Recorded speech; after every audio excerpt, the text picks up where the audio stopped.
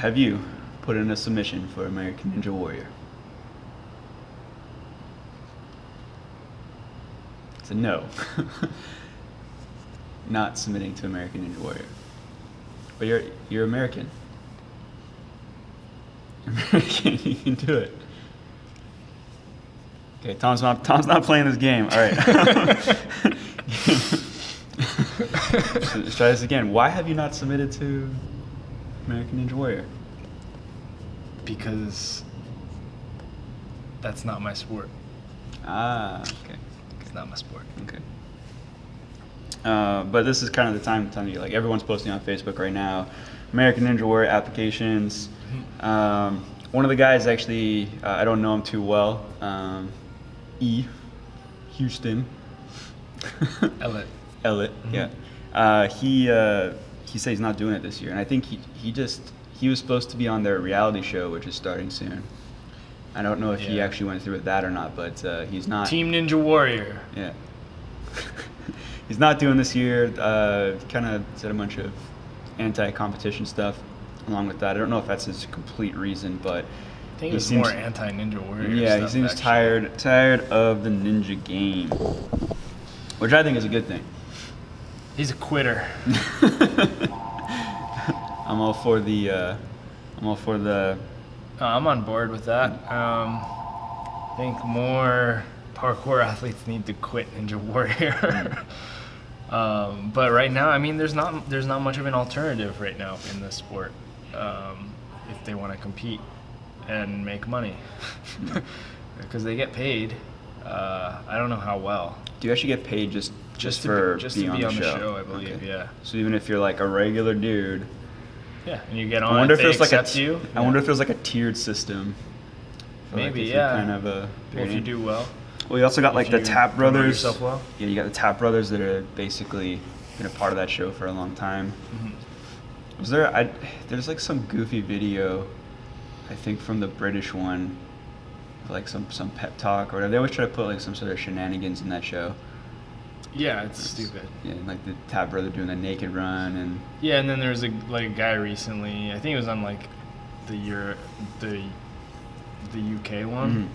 Where there's like a guy dressed as an old guy and he does the warped wall with his cane. Does the what?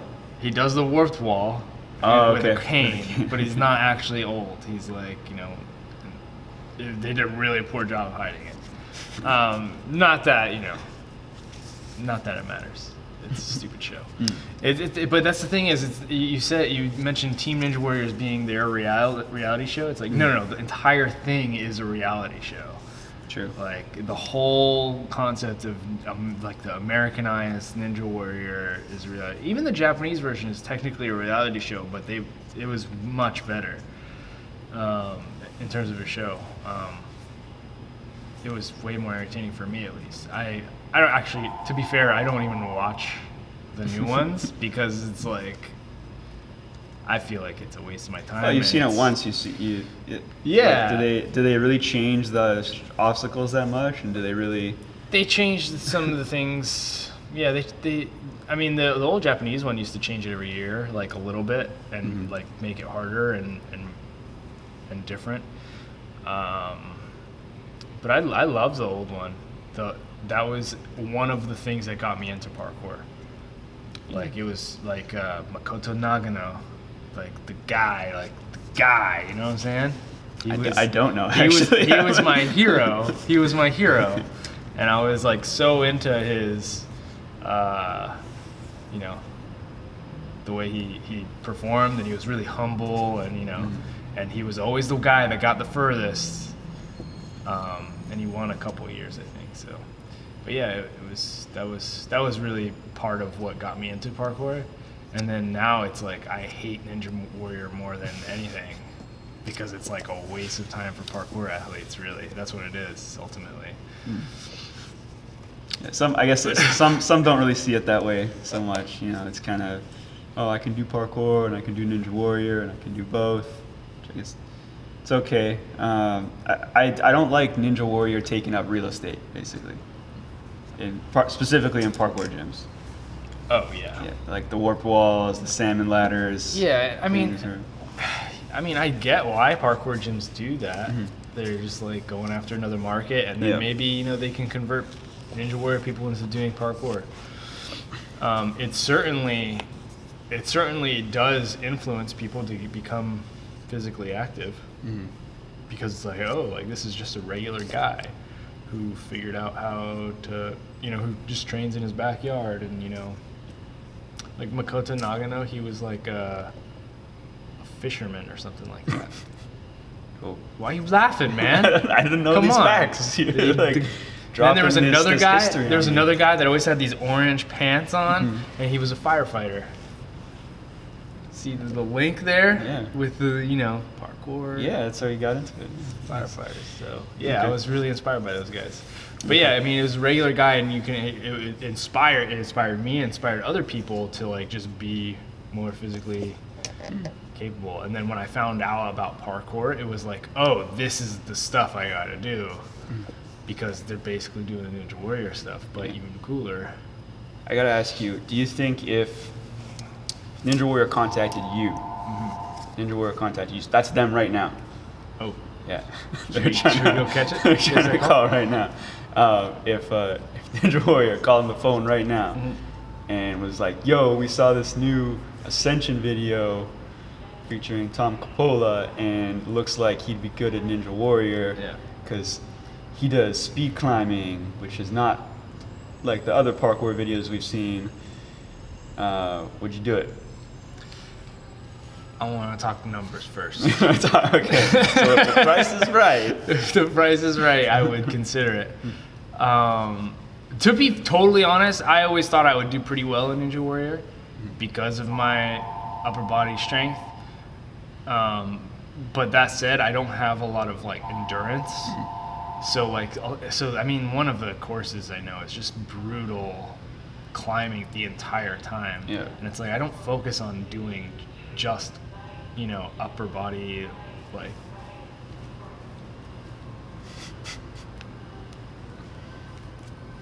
you know, the entire. That's what it is. I don't focus on doing that stuff all the time. So I'm probably not going to be able to complete the course. I'll probably do reasonably well because I have a lot of strength reserve, but that's the one thing that would stop me from doing it. That, and, you know, the fact that I hate the show now, and I think it's, you know, just a reality show. Boycotting. It's not a sport. Even though people are treating it like one. So that would be what stops me. Yeah, it could still grow too. I mean, there's just so much of that too. Just people looking for a different sport. I think that what drives actually Ninja Warrior is the fact that regular people can get on it. Right. And you can be an ex-athlete of something. It's kind of like CrossFit. You know, I was really successful in this sport, and then I stopped. But now there's like this other thing that I can do that awards me for having really good conditioning or whatever. And Right. I think that's why a lot of parkour people get into it. I think parkour people get into it because they want to compete. Oh dear. That's my argument, is that they want to compete. They want to find a method or an outlet for competition, and it's just an easy way that has like a proven format, and they can get on TV, and they can promote themselves more, and they can get paid. I think that's one of the major reasons why they do it. And maybe they watch the old Japanese show, and they have some dream of Mountain Midoriyama. Hey man, it was my dream at one point. I think they want to compete, and because there's so few actual parkour competitions, you know, not even open. There's not many open competitions even, you know, for them to compete in. So they're just like, well, I might as well try out for Ninja Warrior, and then if they accept me, then great. Not my thing though. All right. Enough about Ninja Warrior. But I want to talk about a guy who's actually on Ninja Warrior a couple times. It's Mr. Tim Shieff, Tim the Human, aka Livewire, AKA Vegan Prince. aka it's your boy. I don't know. Timothy. Timothy. He just put out a video. I think it was probably the day before yesterday. Have I quit parkour was the title, and it's a question that I'm sure he gets all the time. Yep. Because for the most part, it looks like he just isn't doing a whole lot of parkour. Yeah. Yeah. Yeah. I mean, I just watched it before we were doing this talk, so. Yeah, it's interesting. I mean, he claims he hasn't fully stopped doing parkour, and then one of his arguments is that he sees the trail running as parkour in a lot of ways. Yeah. Which, yeah. I mean, I could see that. I think actually Endurance parkour. Why are we talking about Tim Shieff in the first place? Why are we talking about whether or not, why does That's it matter? a Why great does it question. matter? Why are we talking about? Why does it matter if he does parkour now? No, but we agreed. Okay, yeah. Before we sat down here, we're like, Yeah. okay, let's talk about Tim Shieff and his. Yeah. Why does it matter? Well, he's an owner of Storm Freerun. Is he still? Do you know that? Yeah. Yeah. I mean, I heard his parents also own a portion of Storm Freerun. Oh wow. Yeah. That intel. Okay. That intel. That might be way off base, but I'm just gonna go ahead and stick with it. Okay. Because I said it already. He's, I believe he's still part owner of Storm Freerun, so that makes it relevant. Mm-hmm. If he's not doing parkour, then he's still probably making money off of it.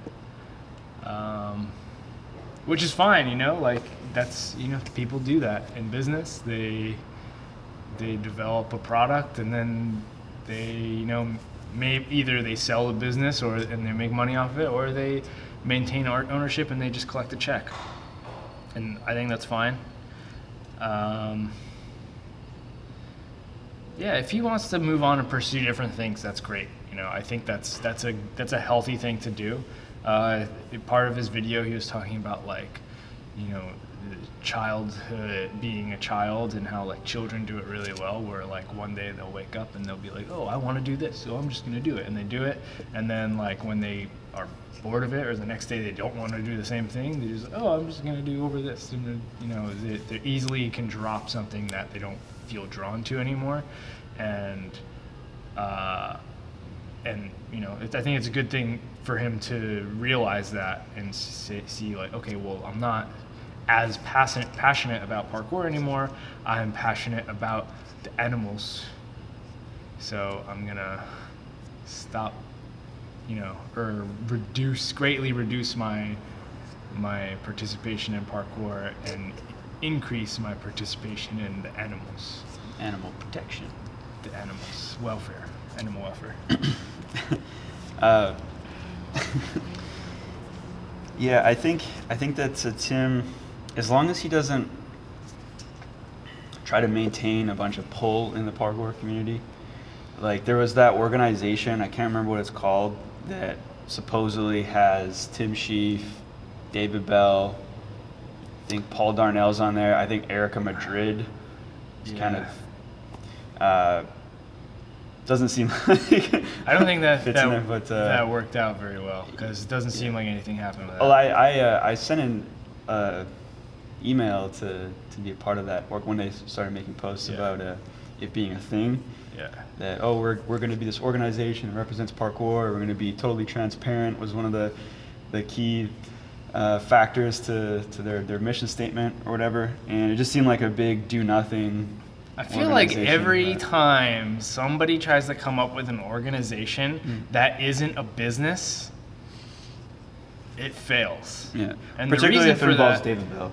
Well, yeah, but I think a big reason for that is because everyone just kind of wants to be a part of it, but they don't know what that organization's even gonna do.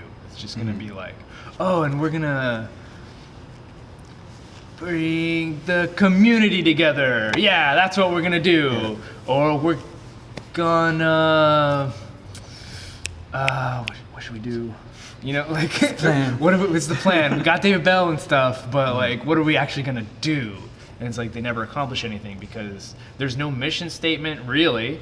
And there's no way for them to accomplish a mission statement, even if they set one, because, you know, a business can do that, but like an abstract organization that doesn't really do anything can't do that. Yeah. It's like, we gathered all these people. We're awesome. Yeah, we got them. All right, we cool. did it, guys. We put names down on a website. Yeah. I can't even tell you what the name of the organization was. Yeah, if I have World completely Parkour forgot what it something, was. Or, yeah, I'll try to look it up after, put it in the description if anyone Okay. wants to check it out. And then we'll find to our to our sadness Yeah. that they've actually done something Yeah, worthwhile. Yeah. I don't think so though. No, I doubt it. Yeah. But you don't want him to be having an influence in parkour in different ways. Yeah. Like, Well, it doesn't make sense. Like, okay, so say like he has all these companies that have to do with parkour, you know, and he's maybe CEO of them or something, and sure, like for his, you know, investment, you know, you can have some pull in those companies, but if he's just going out and making video statements about how parkour should be and stuff like that, and he's not even involved in it a whole lot, it doesn't make sense. yeah. Granted, like he's done so much for parkour. I feel like for getting people into it, for spreading it, you know, spending a decade basically being a huge figure in parkour. Like he used to be one of the guys where kids would ask me, you know, did you heard of Livewire, or do you watch Livewire? Yeah. Yeah. Yeah, I used to watch Livewire. So if he shouldn't have an influence in parkour anymore, then Parkour EDU probably shouldn't have interviewed him for their podcast. Whoa. I was just thinking about like ways he could influence the community, and Yeah. that's one of the episode hasn't. Well, they haven't released any of them yet, but that's gonna be a thing. Egan Prince interview. Yeah. Well, he's still. I mean, he's an interesting dude. Like He has some good he insight does- on things. And I think How much he reasons has for- on like parkour education, I don't know. I don't think that's really. Yeah, but I think just like some of the things he's doing, like obviously, like okay, I'm gonna switch over to running, and that probably just takes so much of his energy that yeah, I'm not gonna be jumping around and flipping as much. True. Although he still builds out some stuff there's a couple of things I've seen that are still like pretty good that he does at the chain store. Like he did like this big drop lache. He does a lot of lache stuff, or he has been recently, that I've noticed. But in his video, he talked about how he was doing a lot more like nature stuff. Yeah. But he was also saying that like, you know, he just really likes running and trail running, and he sees that as being sort of a parkour method, which is, you know, that's cool. I actually really think that a lot, like I think it's awesome that he's trying to like break records and stuff on the trails. Like that's really cool, because it's like some guy who, you know, he's a freak athlete. I mean, like Yeah. let's get that across. Like He has very little experience running, and he's already trying to go after records on. yeah, on no, it's incredible, and you know. But I think he actually, for the things he does, like he tries to break records on downhill. Right. And I think it's the parkour combined with the now endurance training that actually gives him that ability that a lot of runners probably don't have. They probably just don't have the ability to take all those drop steps going down something. That's got to be rough. Oh yeah, that's super rough on your body. You know, people talk about parkour being bad for you, Yeah. or like the impact of parkour being bad for you. It's fun though. Like we got the grouse grind in Vancouver. I've never done it. What? I've never done the All grouse right, grind we gotta with do you. it soon. We gotta do it soon. Yeah, they don't like it if you run, but it's basically there's a bunch of stairs in there. Like it's a trail that goes up Grouse Mountain. I think it's 3.5 kilometers, but like this, and yeah, everyone does it. Like it's just a tourist thing too. But there's races. I think some guy's done it in probably like 20, 24, 23 minutes or something. And, you know, typically the good is like if you can get up without stopping, you can typically get up in under an hour. So that guy was literally running. Right. The other thing though is you can go down, although there's tons of science that say don't do it anymore and stuff. But when I used to do it, I used to run down all the time, and it's super fun because it takes you like an hour to get up, and you're up and you got the runner's high and all these endorphins and stuff, and then you just take like a bunch of drops on the way down. Well, you shake your legs out, you know, you make sure that everything's good, and then you just kind of let gravity do its thing, and it's interesting parkour training because you stay like on your forefoot the whole time, and you're just kind of reacting to all the steps that come at you. And I've heard Tim talk about doing that in trail running, particularly downhill trail running, and kind of had the same experience. So I thought that was cool. Mm-hmm. Yeah, I had a great time when we went and hiked the Shieff. So that was what we did. Yeah, so same thing. And we ran down a bit though. I mean, it was dark. It was dark. It was dark. It was kind of frightening, but okay. that was fun. I think I had like my camera flashlight. Yeah, my iPhone flashlight. I was trying to run down with that. That was fun. Yeah, it was good. Yeah, definitely a good thing. Just I think for parkour athletes to do. It's not. I mean, you don't have to. You don't have to go climb mountains and stuff, but definitely getting out. Trying to trek up mountains and jump your way down and stuff. I think it teaches you a lot about like how to react to something that you don't know really what's coming. You're just kind of taking the step before you know what is next. Yeah, the thing that always blows my mind is like I'll be running down and just trying to stay really light on my feet, and then some other guy passes me and he's just like in hiking boots, like stomp, just trucking. Yeah. I think he's gonna be sore tomorrow. Yeah. So now that Tim is sort of moving on from parkour, are you going to keep watching videos that he posts? I'm still subscribed to him. I'm just, I'm a little, I mean, most of the time I'm annoyed by a lot of the stuff he says. To be totally honest, like he says a lot of stuff, not just with veganism, but just other things, where I think he's maybe saying something ignorant. What's cool is like a lot of times when a lot of people come on say that he's wrong about something, he'll typically make a video where he's like, oh, I shouldn't have said that, and try to explain himself. So he's being true to himself, which I think is cool. I think he may have this inflated self that he represents, but it's interesting watching, and I'm still kind of curious to see what bits of parkour he does and stuff like that. So, still a subscriber.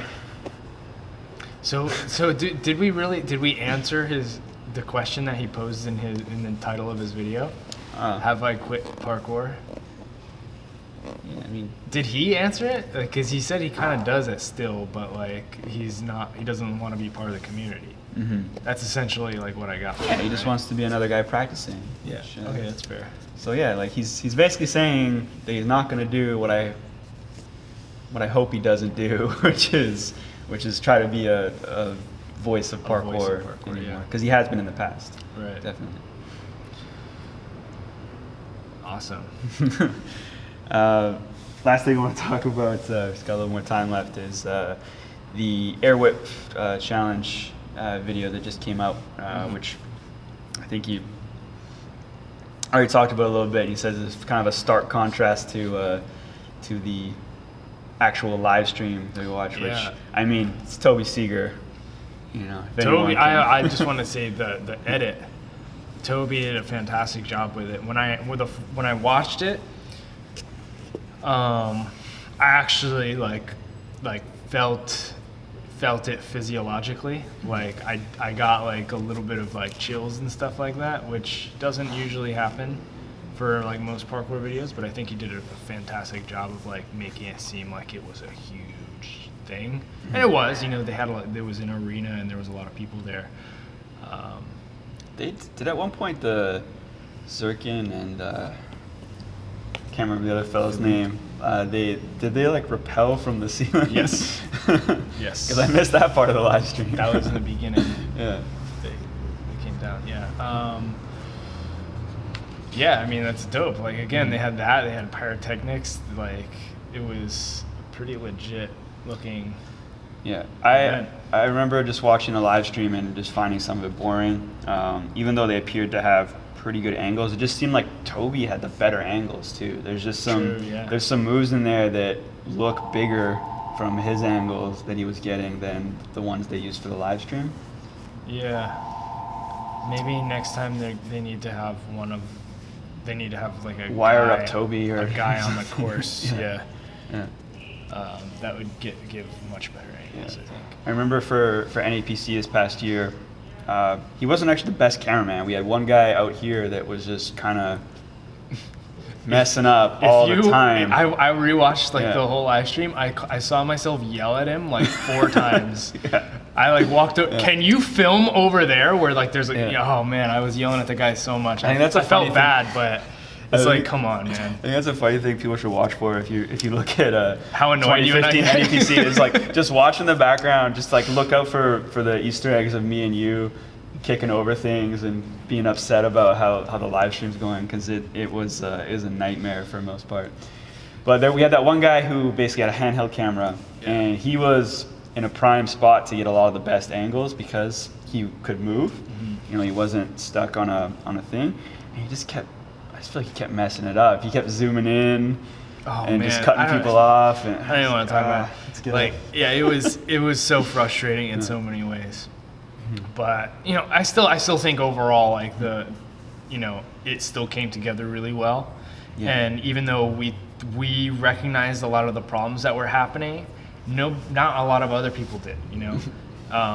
You know, I've talked to a number of people who are here in the audience, and they were like, yeah, it was clear that at one point there was like some technical difficulties with scoring or whatever, but at one point? But that's what it seems like. It only seemed like one point where it was like an actual issue, and that was in the skills, the very beginning when we were trying to get everything moving. And then for the most part, everyone thought it was a great show, and it worked out. And I think your and I perspective is different from everyone else's because we're the ones who know exactly what we want and what is not happening that we think we need to happen, or we really want to happen to make it a good show. But people are still enjoying it regardless. It's a tough job. I'm hoping for AirWipp that they put out the live stream footage, the recording, and it's not just the highlight reel. I would like to watch again, and just for the interest of seeing a developing parkour competition. Yeah, I agree. I would like to watch it again. Yeah. I'd like to see all the runs in full. But again, like that's something that you mentioned about AirWipp competition was that it seems more like a showcase than a competition, where it's like, it's just you're presenting these athletes and they're gonna do a little showcase, and then there's gonna be this like thing at the end where some judges say one guy kind of won. Yeah, there's no recording of scores. That's actually the one part about the highlight video where I thought it was dumb and they shouldn't even include in the highlight video. It's like, what do Russians eat for breakfast? It's like, it's almost offensive, kind of. Like, it wasn't. I don't think that's even funny. I don't think that's really an entertaining. His answer was funny. What did he say? Doubles. Doubles. Yeah. That's true. I guess that's probably why they. And then they did the double side right after. I guess. Okay, so that makes sense. Yeah, I will retract my. Can see why that was used in the edit. It makes a lot of sense. But yeah, it's again, it was a show. Mm-hmm. In my view, in your view, probably it was a show more than it was a competition. Yeah. Like I want transparency with scoring. Like I want to know, like. Yeah, you need to have that. Like we didn't ever get numbers. No. Right? There was never numbers that were actually presented to the audience. So it's like and to the athletes even. They don't know. Like, oh, am I winning? And I can see them being of the standpoint where, hey, it's not about that. The AirWipp Challenge isn't about a winner, even though we congratulate one. Right. It's about a showcase. I can see that. But then maybe they should call it something else or not award a winner. If you're not going to do those things that are in a regular competition, if you're not going to have scores, they're updated and shown to the audience and shown to the athletes throughout the thing, why are you calling it a competition? Why are you calling it a competition? I guess what bums me out about the whole thing is they have all these resources. They have the arena, which apparently sat 1,000 people.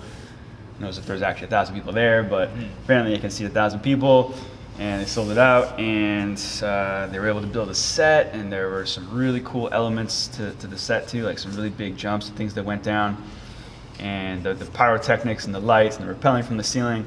And instead of kind of trying to make a competition out of that, they made a show, and to me it almost felt like So You Think You Can Dance, where you have like a host who's dressed up, and just after come over here, like, and let's ask some silly questions to you. And yeah, it's like a variety show. Yeah.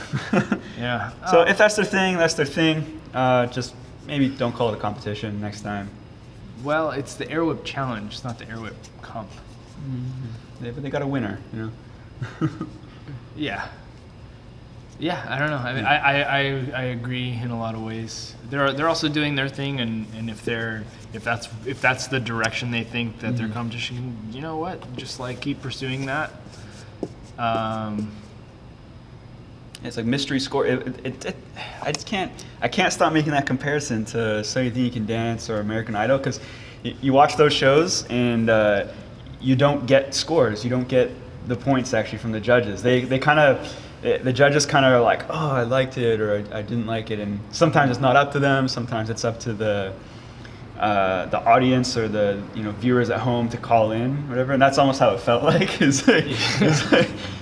Except for you didn't have any critical feedback. The thing, I feel like if they want to follow that sort of model, they need to mic up the judges. And after someone does their run, they come up to the end and they're like, oh, how did I do? And then the judges. Giles is like, I loved it. It was incredible, but I need you to focus more on the technical aspects and stop trying to be so creative. That could be his thing, But I don't know. I absolutely hated it. We have bad English accents. Gotta challenge it. It's about time.